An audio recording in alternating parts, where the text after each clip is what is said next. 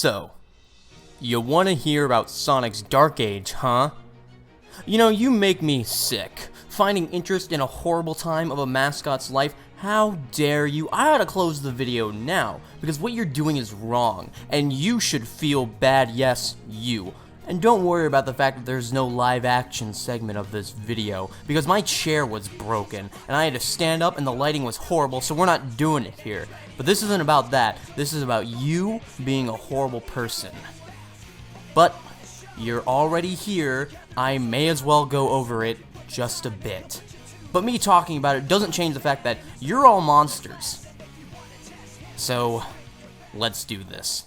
I've been over this dude's history so many times, we're speedrunning it here. Sega wanted a rival to Mario, Fast and Cocky, 1991, some of the best games ever, rest is history, alright dope, time to get straight into the Age of Darkness. First thing to go over though, what was Sonic's Dark Age? So, for the three of you that don't know, Sonic's Dark Age was when the quality of his games just dropped. They were either completely terrible, or painfully mediocre, or there was a pointless gimmick that depreciated the quality even further. This would last until Sonic Colors, where they just made a decent Sonic game with no gimmick that deterred from his normal playstyle. Where the Dark Ages begun, however, I think is a little bit more up for debate. Some say 06, some say Shadow the Hedgehog, some Heroes. I bet there are a few saying the Dark Age started as far back as SA1 or 2. Some say he was never good, I made a whole video on that topic.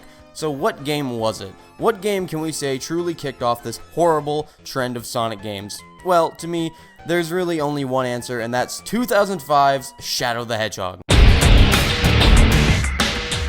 As I said before, the Dark Age was a time where Sega kept incorporating gimmicks into the games despite said gimmicks doing nothing but clash with Sonic's normal playstyle. What does Shadow the Hedgehog have? Missions and gunplay.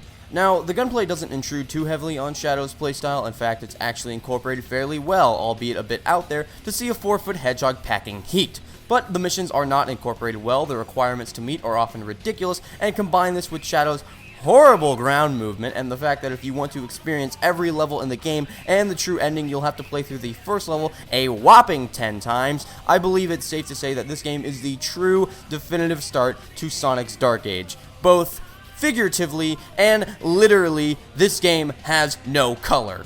But it's not a Sonic game. Shut up. Co-parter. Shadow plays exactly like Sonic, just with bullets. And it's in the same continuity. So, whatever. The Dark Age of Sonic started in the granddaddy year of 05 with Shadow the Hedgehog, and it was received so well that everyone at Sega collectively said, yo, we gotta reboot this, this is not okay. And in 06, they did exactly that with, yeah, that. Sonic the Hedgehog released in 2006 and was meant to be a reboot of the franchise, and it did that job so well, it ended up retconning itself by the end of the game. Sonic 06 did a lot of stuff for the franchise. It caused Sega to stop trying to incorporate Sonic into these darker stories.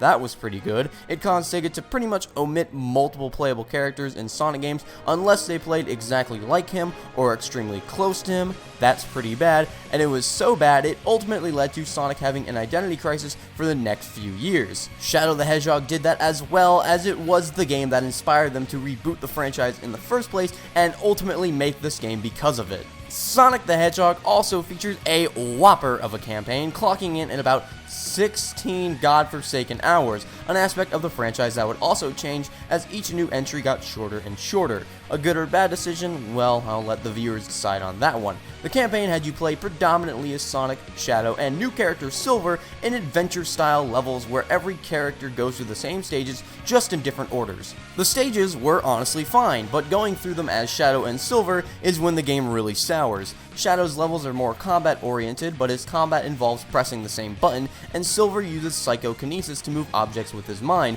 which is kind of cool, but it's also used as an excuse to throw a bunch of enemies at you, and it gets repetitive, and Silver is also really slow for some pointless reason, so his levels drag a lot. Take these poorly executed gameplay styles, throw in a story that takes itself way too seriously, is filled with plot holes thanks to time travel, and ultimately ends up never technically happening in the first place, and you have a recipe for disaster, and what a recipe it was. A recipe so disastrous, in fact, it caused Sega to completely rework how this blue tumor was presented, as I said before. how his games were structured, how his entire everything was changed. And was the first game under this new mindset Sega had with Sonic a good omen, a sign that Sonic could bounce back from failure and be even better than before? Absolutely not! Sonic and the Secret Rings released for the Nintendo Wii in 2007 and is debatably worse than 06. It's like if after the Titanic sank, all the survivors in the water got eaten by sharks. What a transition this was. Now, I won't spend too long on Secret Rings because I reviewed the game by itself in my last video. Check it out if you haven't already, but I'll give the cliff notes. Bad control, on rails, poor level design, misused upgrade system, this game sucks. But what about the next game? Was Sega able to show that Sonic could bounce back from not one, but two critically panned failures and prove that they were capable of making a good Sonic game with this new direction the franchise was taking? Kinda. Sonic Unleashed released for the Wii, PS2, PS3, and Xbox 360 in 2008 with a mobile version a year later. Okay, alright, yeah, sure, yeah, do whatever you want. This game, like 06, is notable for a few reasons. It introduced the boost formula on a console game, as Rush predates this game by about 2 years. It has two versions depending on what console you play it on, with the 360 and PS3 versions having better graphics, hub worlds, and stages that aren't in the Wii and PS2 versions, which have worse graphics, menus in place of hub world, and aren't powered by another notable thing about this game, the Hedgehog engine.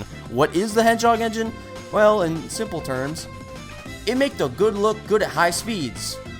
Vroom! Yep, plenty of reasons why Unleashed is a notable entry into the franchise. And there's also a werehog. What is a werehog? Due to events in the story, when it's nighttime, Sonic transforms into a strong, stretchy-armed beast that is slow and more combat-oriented thanks to the popularity of games like God of War. I'm serious, that was the reason.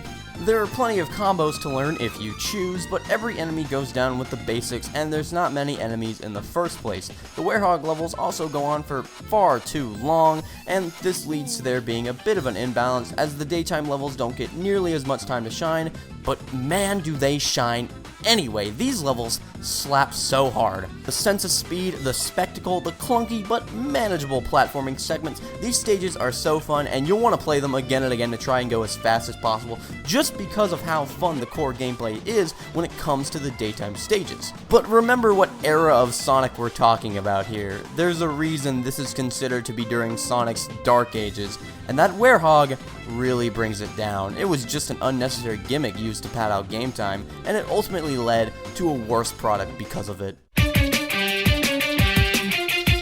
Speaking of unnecessary gimmicks, Sonic and the Black Knight released to the Nintendo Wii in 2009 and gave Sonic the sword Excalibur because he was sent to the world of Camelot and the sword talks.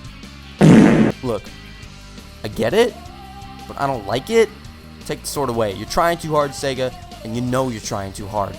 Now, a little confession here, I actually haven't played Black Knight. I know I'm missing out, gotta get on the trend. So I'll just give a brief synopsis, as I can't say how good or bad a game is. I mean, I could, and I have before, but for this time, we'll stick to the basics. Sonic and the Black Knight, like Secret Rings, is an on-rails runner and the second installment of the Storybook series, the first being Secret Rings. Shocker. The game features extensive use of the Wii's motion controls, not to the degree of Secret Rings, but there's still plenty to go around as you flick the Wiimote as if you were holding a sword to attack enemies. Unlike Secret Rings, however, movement is done with the nunchuck instead of tilting the Wiimote. Thank God. And that's all I can really say about it. I've heard it's not that good though, in fact painfully average, and with it having the gimmick of sword play, fits right into the theme of the Dark Age with needless gimmicks plastered onto Sonic's already existing moveset, and just made ultimately worse.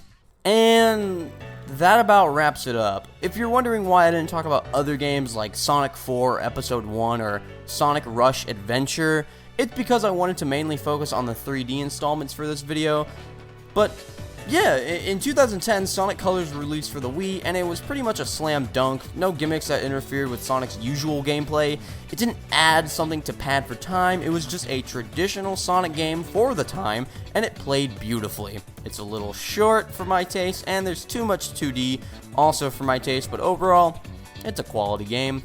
This would continue with Generations, which did what Colors and Unleashed did, but more streamlined and better. And with two quality games back to back in Colors and Generations, it effectively meant an end to the Dark Age.